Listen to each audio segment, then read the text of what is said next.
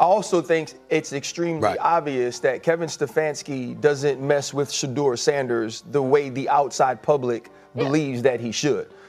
When you think about this process, it feels that Kevin Stefanski wasn't ready to draft Shedeur Sanders, and then upon drafting him, he didn't put a plan in place to handle the person. You have to understand with Shedeur Sanders is going to come more media attention, more scrutiny. He's going to be treated unlike anything else in that locker room or anything else we see in the league. A rookie quarterback steps into the league expecting pressure from blitzing linebackers and crafty safeties, not from the folks standing a few feet from him on the sideline. Nobody warns him that the real danger might come from the people wearing the same colors. Shedeur Sanders rolled into Cleveland looking like the spark this franchise had been begging for. He had the pedigree, the arm, and the cool-headed leadership to flip the whole operation around. You feel me? We not on no negativity from now on, man. We not doing that. I'm just here to be positive, and I don't speak on anything negative, you know. So that's the new wave. That's what we going forward with. Anything negative, we not talking about it. We not speaking on it overall. So.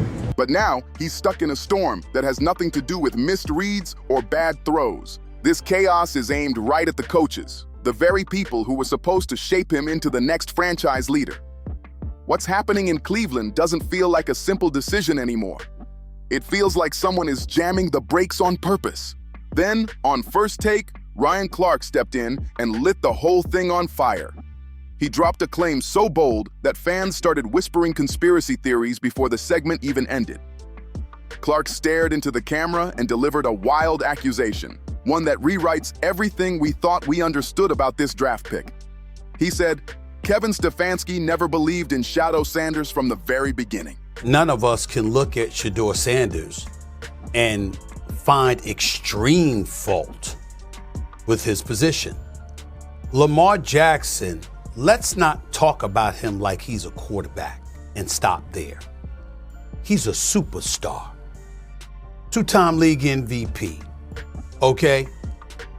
This dude is considered one of the greatest we've ever seen. And he's 28. He's not going anywhere. This wasn't some flashy take meant for clicks.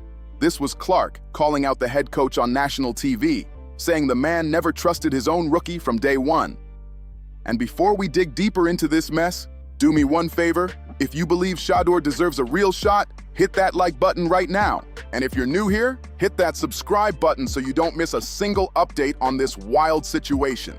Turn on notifications because this storyline is shifting fast and every move matters. Now let's jump back into the truth Ryan Clark just dropped on live TV.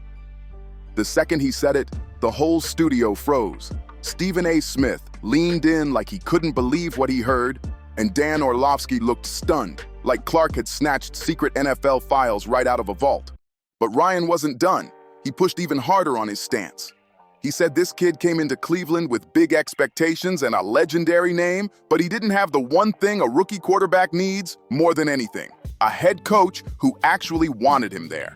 You feel me? We not on no negativity from now on, man. We not doing that. I'm just here to be positive, and I don't speak on anything negative, you know. So that's the new wave. That's what we going forward with. Anything negative, we not talking about it. We not speaking on it overall. So, according to Clark, Stefanski didn't ask for Shedeur, didn't campaign for him, and didn't try to bring him in. The front office made that decision, and everyone in the league knows what it means when a coach isn't behind his rookie quarterback. It turns into a setup before the kid even gets a fair chance. Those words hit Cleveland fans right in the chest because it matched everything they'd been whispering since preseason. Whenever Shedeur stepped on the field, he looked steady, sharp, and fully locked in. I also think it's extremely obvious that Kevin Stefanski doesn't mess with Shedeur Sanders the way the outside public believes that he should. When you think about this process, it feels that Kevin Stefanski wasn't ready to draft Shedeur Sanders, and then upon drafting him, he didn't put a plan in place to handle the person. You have to understand with Shedeur Sanders is going to come more media attention, more scrutiny. He's going to be treated unlike anything else in that locker room or anything else we see in the league. Reporters praised his reads, and coaches talked about his maturity and calm pocket presence, even when everything around him got messy. He looked like he belonged out there, a real pro in the making, and yet, despite all that, he was somehow... Shedeur Sanders ended up sitting behind names most analysts didn't even consider legit backup options, and fans were stunned. Seeing him behind players like Bailey Zappi had the whole city scratching their heads like something wasn't adding up. People started asking the question nobody could ignore anymore. Why was a quarterback with his field vision and cool nerves buried under players who weren't even close to his ceiling? Ryan Clark connected the dots and said it straight up. This wasn't about competition, this was politics. He called out the side of the N.F.L. nobody likes to talk about. Clark said Stefanski was trying to keep control of an unstable locker room, and the easiest way to do that was to dim the spotlight on the one guy who naturally draws cameras the second he walks into a room. The Raiders, a make-or-break game for Shedeur's future with the Browns. It's absolutely a make-or-break game for his future with the Browns. I mean, I'm not going to say the future in the NFL because there's always somebody that might give you a second chance and grab you. But in terms of his future in Cleveland, it's this Sunday.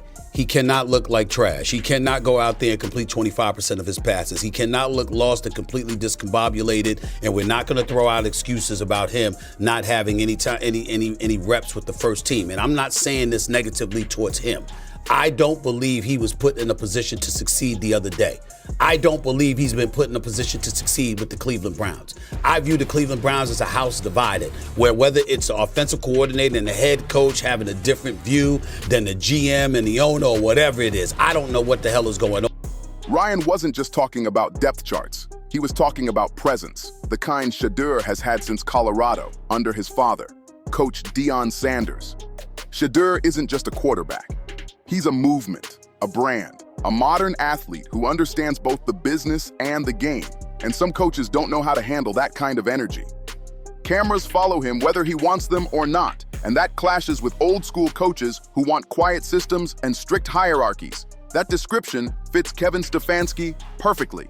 Stephen A. Smith jumped in instantly, saying Stefanski is so cautious, he ends up slowing himself down. Then Stephen A. dropped the line that blew up social media. He asked, "How can you have a quarterback who can stretch the field and stay calm under pressure, yet let him sit behind the guy who's still figuring out basic timing routes?" Ryan Orlovsky tried playing devil's advocate, suggesting maybe Cleveland was protecting Shedeur from early season pressure. But Ryan Clark came right back swinging. He asked, "Are they protecting him or hiding him?" Because developing a young quarterback doesn't mean burying him on the depth chart. It doesn't mean giving other rookies the real reps, while your most talented player barely gets snaps. Clark made it clear. You don't draft someone like Shedeur Sanders just to stash him away. You don't bring in a quarterback with his pedigree, his brains, and his upside just to leave him tucked in the shadows like some project collecting dust. This isn't development. This is neglect. As the debate heated up, a much bigger picture started to form. Ryan Clark wasn't just calling out preseason choices, he was exposing a deeper issue. He said the Browns coaching staff never built a real development plan for Shedeur, and from the outside, it looked like they drafted him for hype, pressure, or headlines, not because they were committed to building around him. Without a legit path to grow, even a gifted quarterback can end up stuck in place. And here's the wild part. Shedeur is right there, locked in and ready, waiting for a real shot.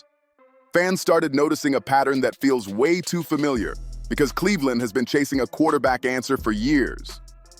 Every time a promising young player shows up, the organization somehow trips over its own choices. Instead of building around Shedeur, it feels like they're running the same mistakes back again. And if Stefanski truly didn't want Shedeur from day one, then this whole situation becomes even more chaotic.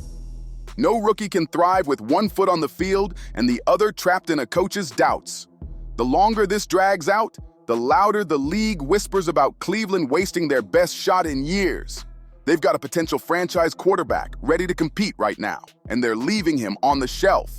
Then, Ryan dropped a comparison that froze the entire studio.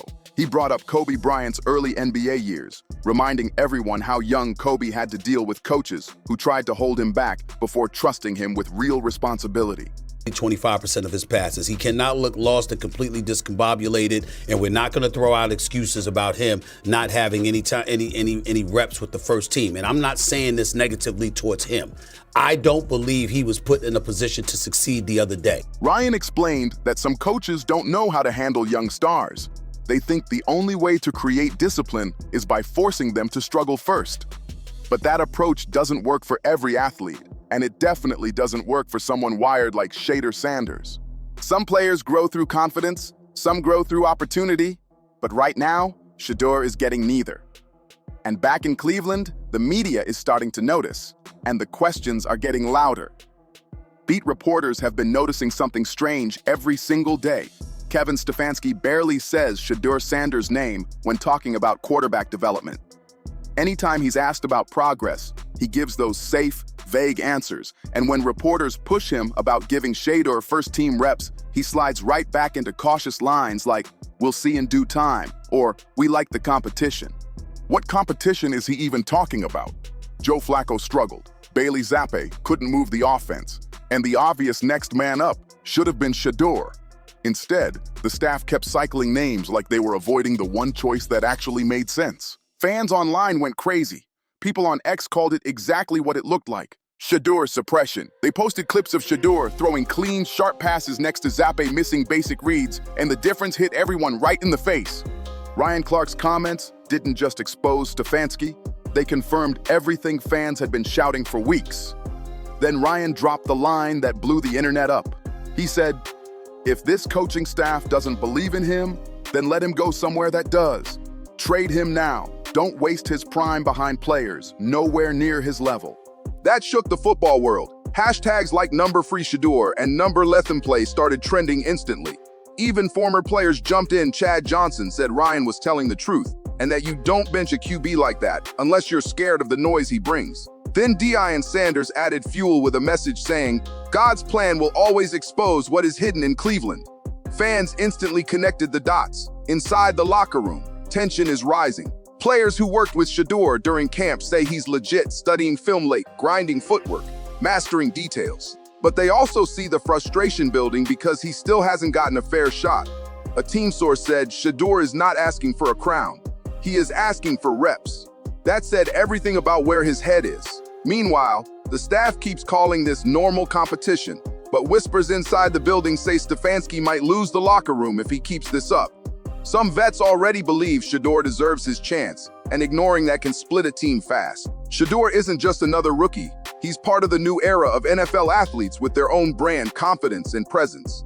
He doesn't fit Stefanski's quiet, old-school style, but the league isn't living in the past anymore. Quarterbacks today aren't just passers. They're the face of the city. Ryan Clark said it perfectly.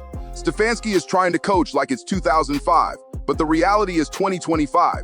You don't silence players now. You build around them. And after that broadcast talk about Shedeur's future exploded, analysts listed trade spots. Fans dreamed of landing him. And insiders said teams would line up instantly if Cleveland answered the phone.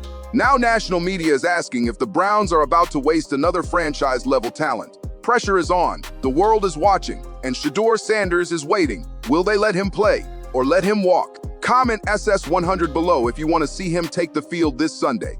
Thanks for watching. Don't forget to subscribe, like, share, and comment, and see you on the next one.